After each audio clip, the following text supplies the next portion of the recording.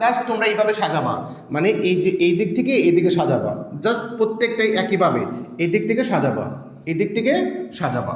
তাহলে দেখ, আসসালামু আলাইকুম। আজকে আমি তোমাদের সাথে আরেকটা গুরুত্বপূর্ণ নলেজ শেয়ার করব। আজকে আমরা শিখবো যে লগারিদম থেকে কিভাবে আমরা বীজগাণিতিক রাশি তৈরি করতে পারি এবং সেখান থেকে কিভাবে আমরা একটা চলকের মান বের করতে পারি। আসো আমরা টেকনিকটা শিখে নিই। দেখো, আমি এখানে কিছু লগারিদমের মান লিখি, মানে লগারিদম লিখি যে লগ তোমার হচ্ছে 5x to the equal to 3। এটা আমি আরও কিছু লিখি যে লগ তোমার হচ্ছে x 25 ইকুয়াল টু 2। আমি একটু পর আরও লিখবো। দেখো যে এগুলা কিন্তু আমাদের অনেক সময় প্রায় দেখা যায় যে এই কোশ্চেনগুলো আমাদের থাকা যায়, তাই না? 9-10-এর মানে এক্সামে তো তোমাদের থাকবেই, প্লাস যারা তোমরা জব পরীক্ষার জন্য প্রিপারেশন নিচ্ছ, তো জব পরীক্ষাও কিন্তু এরকম তোমার 2-1টা কোশ্চেন মাঝে মাঝে দেখা যায়। তো দেখো আমরা এগুলা থেকে কিভাবে এই এক্স এর মানগুলো বের করতে পারি। তাহলে দেখো আমাদের প্রথম ক্যাটাগরি হচ্ছে লগ, এই যে বেস হচ্ছে 5x ইকুয়াল টু 3। আবার এখানে দেখতে পাচ্ছি লগ এক্স নিচে বেজে হচ্ছে এক্স আর উপরে হচ্ছে 25 ইকুয়াল টু 2। আবার এরকম হতে পারতো, ব্যাপারটা এরকম হতে পারতো লগ তোমার 264 ইকুয়াল টু এক্স, অর্থাৎ এরকম থাকতে পারে। তিনটা টাইপ দেখলাম আমরা। দেখো আমাদের বেজে হচ্ছে 5 আর এখানে হচ্ছে এক্স ইকুয়াল টু 3। আবার এখানে আমাদের বেজে এক্স আর এখানে 25, এখানে 2। আবার এখানে বেজ আছে, এখানে মান আছে, সমান সমান কত হবে সেটা আমরা এক্স দিয়ে রাখছি, ঠিক আছে? তাহলে 3 টাইপের কোশ্চেন কিন্তু এরকম হতে পারে। ওকে, তাহলে দেখো এগুলো আমরা কিভাবে করতে পারি। দেখো এগুলোর জন্য স্পেসিফিকভাবে কোনো রুলস তোমাদের বলবো না, জাস্ট তোমরা এইভাবে সাজাবা, মানে এই যে এই দিক থেকে এই দিকে সাজাবা, জাস্ট প্রত্যেকটাই একইভাবে এই দিক থেকে সাজাবা, এই দিক থেকে সাজাবা। তাহলে দেখো এখন কি হয়, এটা সাজালে কি হয় যে প্রথমে আমার 5 ছিল, আমি প্রথমে 5 দিব, আর এখানে যেটা আসবে ডান পাশে সেটাকে আমরা পাওয়ার দিব, আর ইকুয়াল টু আমরা এক্স লিখবো। বুঝতে পারছো ব্যাপারটা? দেখো তাহলে এক্স ইকুয়াল টু আমরা কি পাইলাম 5 টু দি পাওয়ার 3। তো 5 টু দি পাওয়ার 3 মানে তুমি জানো 125। তাহলে আমরা সুতরাং কি লিখতে পারবো, এক্স ইকুয়াল টু 125। দেখছো খুব মজা করে কিন্তু আমরা খুব সহজে এইভাবে কিন্তু এক্স এর মানগুলো ক্যালকুলেট করে ফেলতে পারি।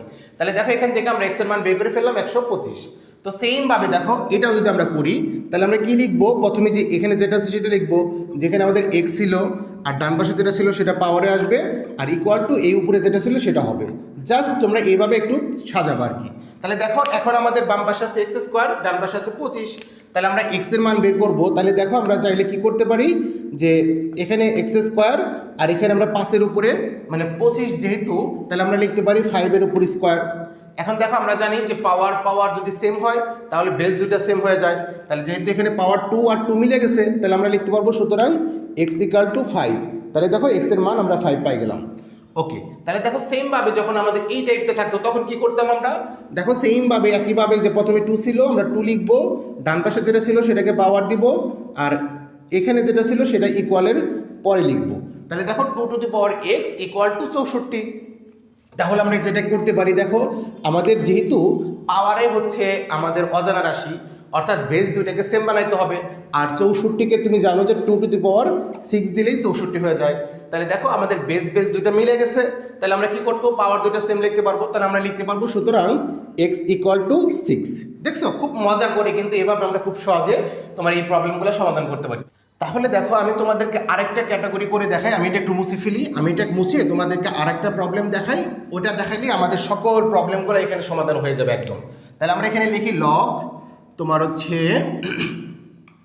এক্স 1/16 ইকুয়াল টু তোমার হচ্ছে -2।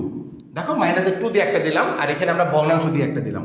ওকে, আর আগের তো তুমি সবগুলো দেখছিলাই, দেখছো এই টাইপ আর এই টাইপ সেম, বাট এখানে আমরা একটা ভগ্নাংশ দিছি আর এখানে মাইনাসের মান দিছি। ওকে, তাহলে দেখো এটাকে আমরা কিভাবে করতে পারি। তাহলে সেম আগের মতো আমরা এইভাবে সাজাবো। তাহলে আমরা কি করতে পারি যে এক্স -2 তারপরে 1/16, ঠিক আছে? ওকে, এখন দেখো আমরা যেটা করতে পারবো যে এক্স টু দি পাওয়ার -2, আমরা এখানে যেটা করতে পারবো যে তোমার হচ্ছে এখানে আমাদের কত আছে বলো তো, 16। তাহলে 16কে কিন্তু আমরা কি করতে পারি যে তোমার 4-এর উপরে স্কোয়ার দিতে পারি, তাই না? 4-এর উপরে স্কোয়ার করলে কিন্তু 16 হয়। আচ্ছা তুমি মনে করতে যে তুমি হয়তো বা চিন্তা করছিলে যে আমি 2-এর উপরে 4 দিলেও তো তোমার 16 হয়, তাই না? আপনি 4-এর উপর স্কোয়ার দিলেন কেন?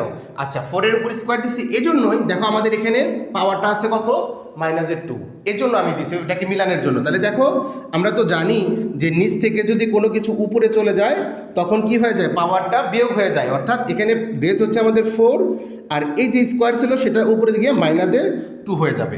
এটা করলে কি সুবিধা হইলো, দেখো আমাদের দুইটার পাওয়ার দুইটা সেম হয়ে গেছে। পাওয়ার দুইটা সেম হইলে তো আমরা বেস দুইটা সেম লিখতেই পারবো, তাই না? তাহলে আমরা লিখতে পারবো সুতরাং x = 4।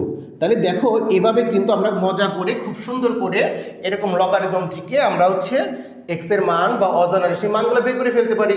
তো আশা করি তোমরা খুব সহজেই টেকনিকটা শিখে ফেলছো। তো তোমরা কে কে বেনিফিটেড হলা একটু আমাদেরকে কমেন্ট করে জানাও এবং তোমাদের বন্ধুদের সাথে এই টেকনিকটা একটু শেয়ার করে দাও। সবাই সুস্থ থাকো, ভালো থাকো, আসসালামু আলাইকুম।